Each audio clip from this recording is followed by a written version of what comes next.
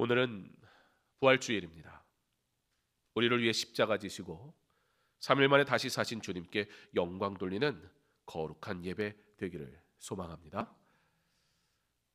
예수님의 죽음 이후에도 대제사장들과 바리새인들은 할 일이 또 있었나 봅니다. 그 정도 했으면 됐지. 도대체 그들의 악한 행동은 끝이 없습니다. 그들이 빌라도에게 찾아가서 이렇게 말합니다. 무덤을 지켜야 한다고, 군인을 세워달라고. 저들이 예수님께서 생전에 3일 만에 다시 사신다고 말씀하셨다는 사실을 알고 있었습니다. 그들이 부활을 믿었기 때문일까요? 그건 아니지요. 그러므로 명령하여 그 무덤을 사흘까지 굳게 지켜서 그의 제자들이 와서 시체를 도둑질하여 가고 백성들에게 말하되 그가 죽은 자 가운데서 살아났다 하면 후에 속임이 전보다 더 클까 하나이다 하니, 눈에는 뭐만 보인다고 자신들이 불의한 일을 행하니 다른 이들도 다 그러고 사는 줄 압니다. 제자들이 예수님의 시신을 도둑질해 간다고요? 사실 제자들이 그럴 수 없다는 것 누구보다 잘 알고 있어요. 지금 제자들은 어떻게 하고 있는 상황이었지요? 문 걸어 잠그고 꼼꼼 숨어 있는 때였어요. 예수님의 십자가의 현장도 지키지 못했던 그들이 지금 무덤을 가서 시신을 꺼내온다는 건 상상도 못할 때였습니다. 본인들이, 대제사장들과 바리새인들이 예수님을 정치적 선동가로 낙인 찍고 없는 죄 만들어서 처형시켰잖아요. 그러면서 어떻게 했어요? 세상에 보여줬어요. 까불면, 우리의 권위에 도전하면 없는 죄도 만들어서 죽일 수 있어라는 걸 보여줬단 말이에요. 사람들이 지금 이 순간 이 분위기 속에서 섣불리 움직일 생각 할 수 없다는 것 자기들이 승리자기 때문에 누구보다 잘 알아요. 그런데 예수님의 시신을 훔쳐갈 거라고요.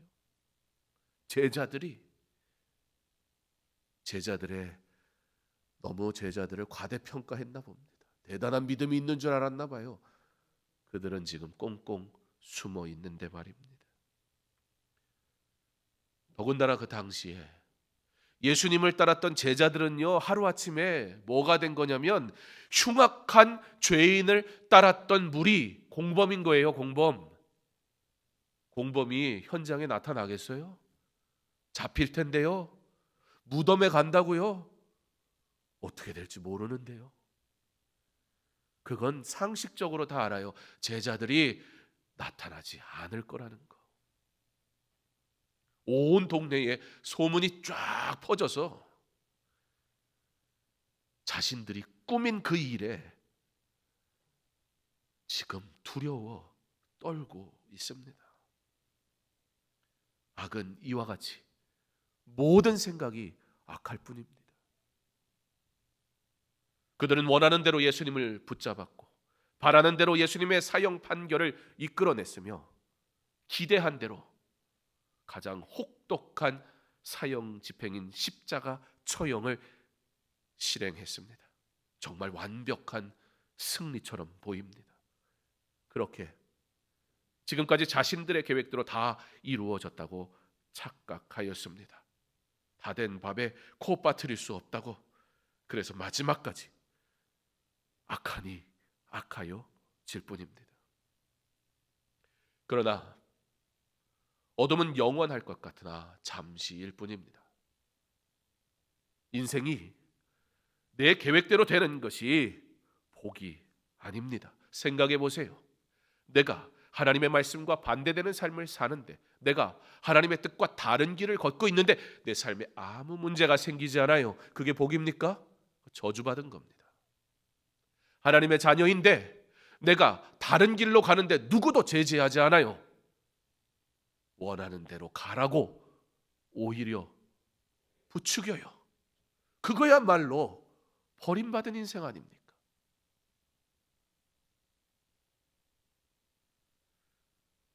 믿는 자의 삶은 하나님의 뜻대로 살고 하나님의 뜻을 이루는 것인 줄 믿으시기 바랍니다.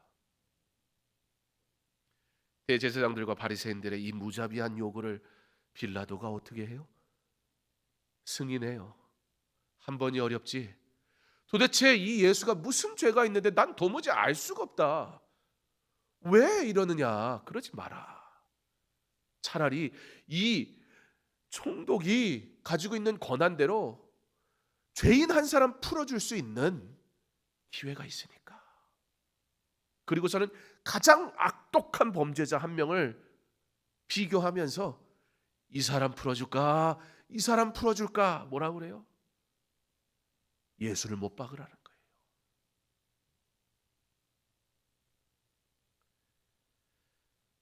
손을 씻으며 나는 이 죄와 상관없다.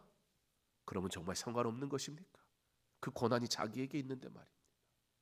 불법을 행하고 있는데 말입니다. 대제사장들, 바리새인들이 뭐라고 합니까? 그 저주를 내가 다 받겠다. 십자가를 지고 올라가시던 예수님, 이미 수많은 채찍질로 피와 피를 쏟고 탈진한 상태였어요. 도무지 십자가를 지고 가실 수가 없었던 예수님. 그때 예수님 뭐라고 하세요? 가던 길에 여인들이 슬피 웁니다. 그 여인들을 향해 나를 위해 울지 마라. 너희와 너희의 자녀를 위해 울라. 주님의 말씀대로 AD 70년에 이스라엘은 돌 위에 돌 하나 남지 않게 완전히 망해버렸고, 역사가 요세푸스는 바로 수많은 이스라엘 백성들이 로마에 의해 십자가 처형을 당하게 되었다라는 걸 자신이 직접 목격하고 기록으로 남겼습니다. 지금 내 삶이 문제없는 것 같으니까, 죄악 가운데 사는데 내 뜻대로 되는 것 같으니까 그게 복입니까? 그렇지 않습니다.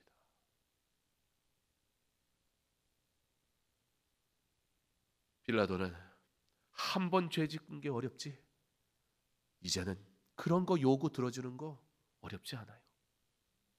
그런데 이 결정이 오히려 예수님께서 말씀대로 부활하셨다는 증거가 돼버립니다.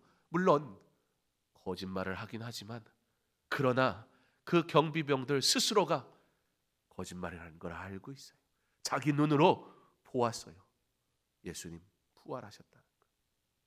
금요일 십자가 처형, 토요일인 안식일을 지나고 안식 후 첫날, 즉 일요일, 주님의 부활하심은 신약 시대의 교회가 주일을 지키는 이유입니다. 새벽에 막달라 마리아와 다른 마리아가 무덤을 보려고 가고 있는 중에 예수님의 무덤에 특별한 일이 벌어지고 있었습니다. 큰 지진이 나며 주의 천사가 하늘로부터 내려와 돌을 굴려내고 그 위에 앉습니다. 군인들이 깜짝 놀랍니다. 왜 놀랍니까? 도무지 상상할 수 없는 일이기 때문입니다. 왜 놀랍니까? 우리의 상식에서 벗어나는 일들은 우리는 두려울 뿐입니다. 우리는 어떤 존재입니까? 우리는 자연적 현상 속에서 살아가는 사람들입니다. 그러므로 우리는 자연적 현상을 보고 알고, 그렇게 내가 경험한 딱 거기까지만 인식하고 이해할 따름입니다.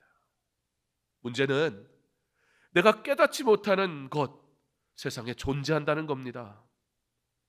내가 이해할 수 없으니 존재하지 않거나 일어나지 않는다고 말하는 사람들이 있던가요? 세상에 그런 사람은 없습니다. 예수 안 믿어도 내가 다 이해하지 못하는 분명한 일들이 일어난다는 것을 압니다.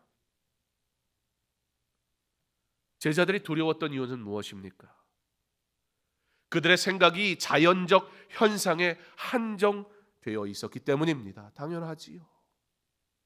무엇보다 죽음은 인간에게 있어 가장 큰 장애물이며 공포이기 때문에 도무지 죽음에서 소망을 상상할 수 없습니다. 우리는 그렇게 할 수가 없습니다.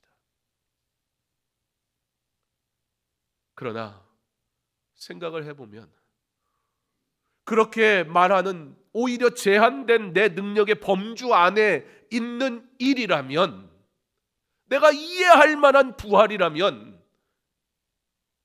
오히려 우리 스스로가 거부할 것입니다.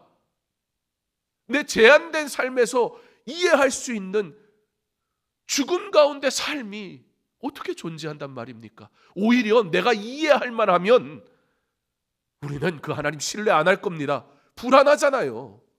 나도 이해하고 나도 할 수 있을 것만 같은 일을 해주는 하나님이라면 어떻게 따라갑니까? 내 능력을 넘어서야,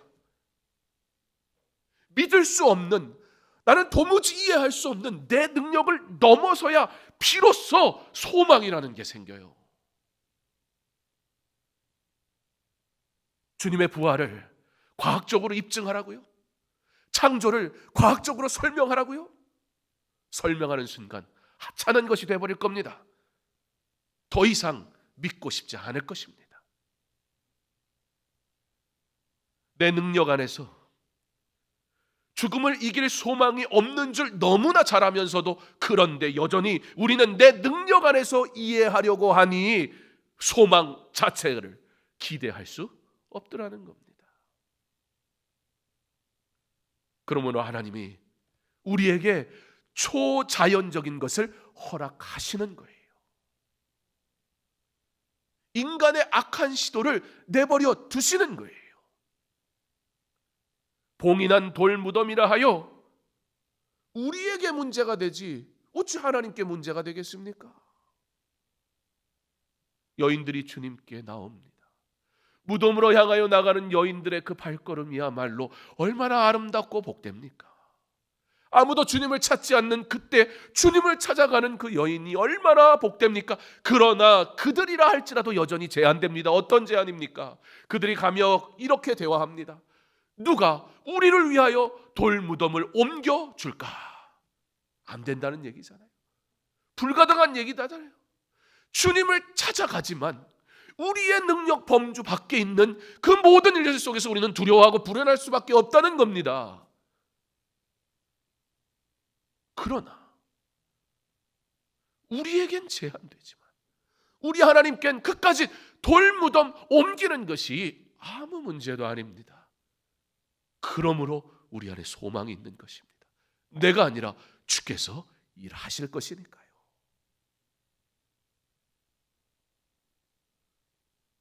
주의 천사가 큰 지진을 수반하고 번개처럼 내려와 돌을 굴려내고 그 위에 앉습니다.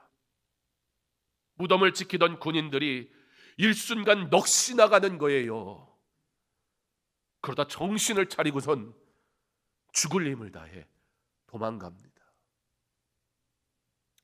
그림을 보면 여인들과 병사가 함께 나오지만 복음서 전체를 읽고 시차를 보면 여인들이 병사를 못 만났을 가능성이 더 높습니다. 저들은 두려움에 떠나갑니다. 그 벌어진 일들 속에 여인들은 두려우나 음성을 듣습니다. 예수 믿는다고 문제가 없을까요? 예수 믿는다고 두려워하지 않을까요? 아니요. 우리는 초자연적인 것을 이해할 수 없는 인생이라는 건 똑같기 때문에 우리에게도 두려움은 찾아옵니다. 그러나 그때 주께서 말씀하실 겁니다. 두려워하지 말라. 바로 주의 말씀이 위로가 되는 것입니다. 말씀이 없는 인생은 예수를 알아도 불안한 속에 살 수밖에 없어요. 그러나 말씀이 있는 자는 이 세상 험하고 두려움 있는 삶이지만 그러나 주께서 친히 말씀하실 때 위로를 얻게 될 줄 믿습니다. 제한적인 생각으로 누가 우리를 위하여 무덤을 옮겨줄까라고 가스나 그 모든 걱정, 천사가 두려워하지 말라 말할 때 다 사라져 버리고 말았습니다. 도망가던 군인들 중에 일부는 대제사장들에게로 갑니다. 그리고 일어난 모든 일에 대해서 말합니다. 그랬더니 대제사장들이 군인들에게 많은 돈을 주는 거예요. 그리고 너희가 잠든 사이에 훔쳐갔다고 거짓말을 해라. 하나도 안 놀랍잖아요. 아니요, 오히려 이 사람들이 갑자기 느닷없이 회개하는 게 더 이상해요. 여러분, 죄인이 죄 안 짓는 게 더 신기하지 않습니까? 이제는 이들의 말 하나하나가 분노가 나기보단 안타까울 뿐이에요. 죄인이 하는 모든 말들은 죄된 것일 뿐이구나 우리로 알게 하니 그런 죄인된 내가 어찌 구원받았나 참 놀라운 은혜일 뿐입니다. 원래 어둠은 진리라는 것 찾지 않습니다. 어둠은 진리를 왜곡하고 숨기고 거절합니다. 그러나 우리는 압니다. 어둠은 영원하지 않다는 것이에요. 어둠은 빛을 가릴 어떤 능력도 가지고 있지 않습니다. 이와 같이 예수님은 말씀을 이루심으로 저들의 모든 계략을 단번에 물거품이 되게 하십니다. 그러나 그보다 더 중요한 사실은 바로 십자가 지시고 부활하심으로 저와 여러분이 영원한 생명을 얻게 되었다는 것입니다. 오늘 우리는 그 부활의 주님을 믿는 믿음으로 예배하며 찬양하고 있는 것입니다. 천사가 여자들에게 말하여 이르되 너희는 무서워하지 말라. 십자가에 못 박이신 예수를 너희가 찾는 줄을 내가 아노라.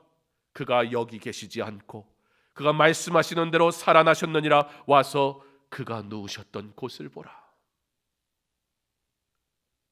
모두 부활의 주님께 나아와야 합니다. 막달라 마리아는 적극적으로 주님을 찾아 나섰다가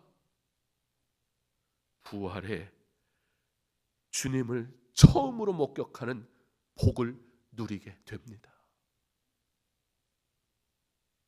모든 근심 걱정 내려놓고 주님 앞에 나오면 됩니다. 누가 우리를 위하여 돌을 옮겨주지? 우리의 제한된 말들을 내려놓고 주께서 어떻게 일하실 것인가를 기대하며 나오기 원합니다. 그러나 부족해도 괜찮습니다.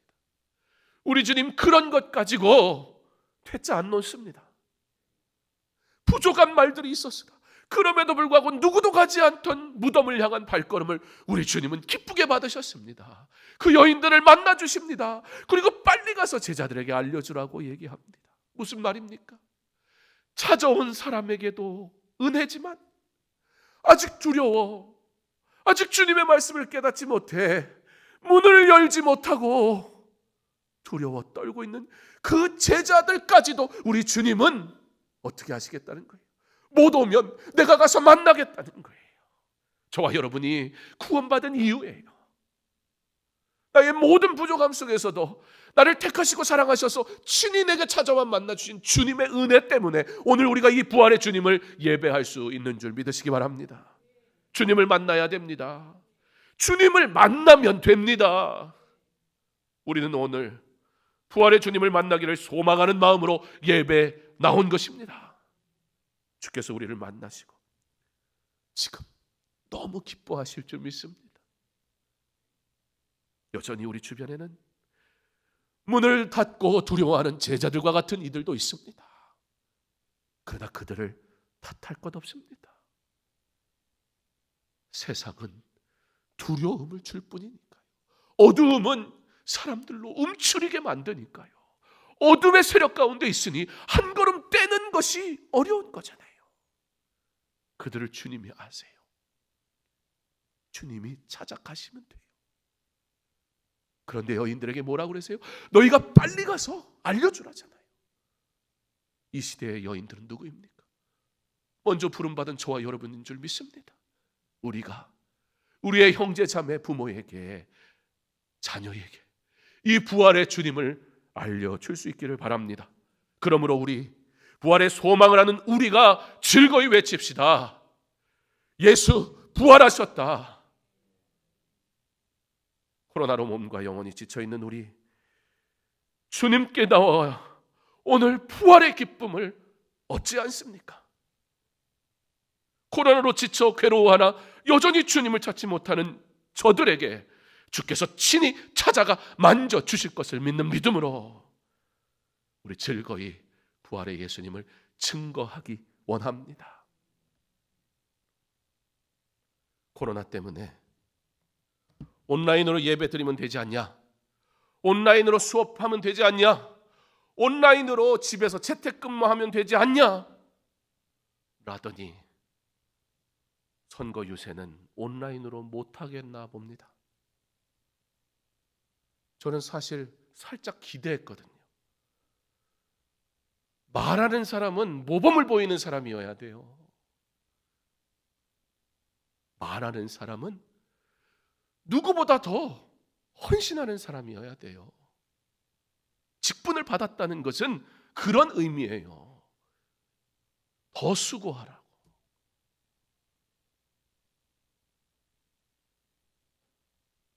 우리 관리 집사님이 회복 중에 있는데 다행히 회복이 잘 돼서 감사한데 그 와중에 교회를 돌아보는 일들을 교역자들이 하고 있는데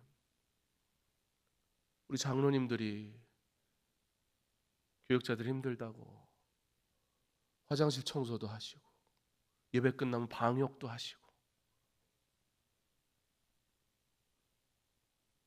강서중앙교회보다 좋은 장로님들은 없어요. 전 정말 못 봤어요. 권세가 아닙니다. 섬김입니다. 은혜 많이 받았으면 사랑할 일만 남은 겁니다. 그 은혜가 없는 사람은 나 좀 사랑해달라, 나 좀 알아달라, 나 좀 세워달라 그러지만 받은 은혜가 막 차고 넘치는데 이거 막 흘러 넘치면 줘야지 뭘 뭐 하겠습니까? 전 그런 장로님들하고 교회 섬길 수 있어서 너무 행복합니다. 진짜로 전 그럽니다. 목사가 어설퍼가지고 하나님이 참 좋은 장로님들을 주셨다. 목사가 어설픈데 장로님들까지 어설프면 교회가 이상한 데 가잖아요.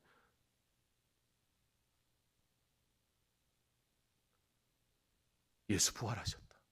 그게 무슨 말입니까? 부활이 삶에서 증거돼야 되는 겁니다.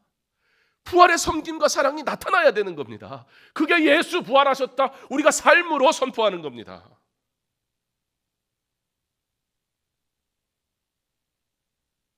코로나로 지쳐있는 수많은 영혼들에게 세상은 자기 일 되면 자기가 말하는 것도 안 지키지만 사실 뭐 새삼스러울 것도 없어요. 바로 교회가 달라야 합니다. 우리가 온라인 예배 드리는 이유는 그 이유입니다. 성도와 이웃의 안전과 생명을 위하여. 정부가 요청하는 것 우리가 수용하는 겁니다. 예배는 앉아 있느냐 온라인으로 드리느냐로 갈라지는 것이 아니라 그 예배를 사모함으로 주 앞에 나오느냐가 중요한 것이니까. 어떤 진짜 믿음 있는 성도가 현장에서 예배 드릴 수 있는데 온라인 예배 드리겠다고 할 사람이 도대체 어디 있겠습니까? 가짜가 아닌 이상. 온라인 예배를 드리는 건 우리의 유익을 포기해 가면서까지도 우리 주님이 그렇게 사랑하셨으니까 사랑하기 위하여 선택한 겁니다. 그러므로 현장에 있거나 온라인으로 드리거나 다 주 앞에 사모하는 마음으로 나왔다면 예배자인 줄 믿습니다. 그러나 문제는 우리가 우리를 신뢰하지 못한다는 거예요. 1년의 시간이 지나가니 믿음 있는 성도도 연약해지더라는 거예요. 제 동기 목사님이 지방에 내려가서 자기 고향도 아닌데 그냥 맨 땅에 헤딩을 했어요. 대학 캠퍼스 들어가가지고 청년들 전도해가지고 하나 둘씩. 그래서 그 교회는요 청년들이 다 봉사를 해요. 거기 봉사하려면 청년 눈치를 봐야 돼요. 왜? 청년들이 개척 멤버거든요. 자기들이 의뢰하는 줄 알아요. 모든 봉사와 섬김을. 거기 젊은 교회예요. 그래서 50 정도 되면 굉장히 어르신이에요. 그 교회는. 그런데 그 목사님이 저한테 이렇게 얘기를 합니다. 제가 한두 살 나이 많아서 형님이라고 부르는데 그 목사님이 저한테 형님 어떻게 하죠? 고민을 얘기해요. 아주 저도 고민이 차고 넘치는데 뭘 저한테까지 고민을 또 얘기하나. 근데 목사가 목사 말고 어디다 고민을 얘기하겠어요. 그래서 왜 그러냐고 그랬더니 성도들이 온라인 예배를 감사해 하더니 이제는 온라인 예배가 더 좋다고 그래요. 이걸 어떻게 하지요? 우리는 약해서 연약함과 부족함을 쉽게 받아들이는 모습이 있어요. 그래서 현장 예배가 이제는 필요하겠구나 여겨지는 거예요. 세상은 자신을 위해서라면 얼마든지 자신 뜻대로 할 수 있어요. 보세요. 메시아가 와도 자기 권력이 흔들리니까 죽여버리잖아요. 그게 인간이에요. 네가 하나님의 아들이냐?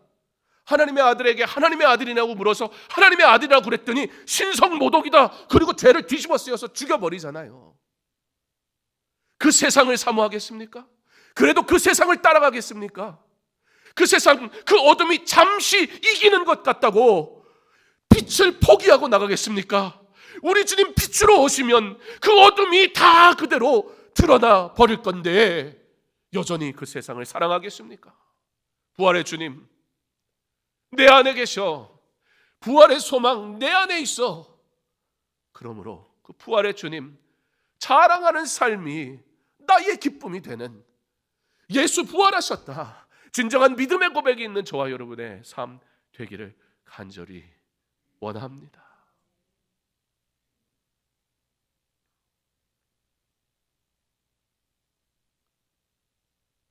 제가 교역자들에게 해줄 수 있는 게 없어서 한 주간 마음 편하게 어디 가서든 기도하고 오라고 그랬어요.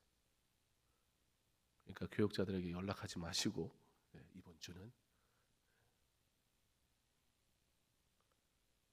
연락할 일 있으면 저한테 연락하세요. 010-2417-5678. 쉬워가지고 외우기도 좋잖아요. 2417만 외우면 뒤에 5678은 누구나 외울 수 있는 거예요.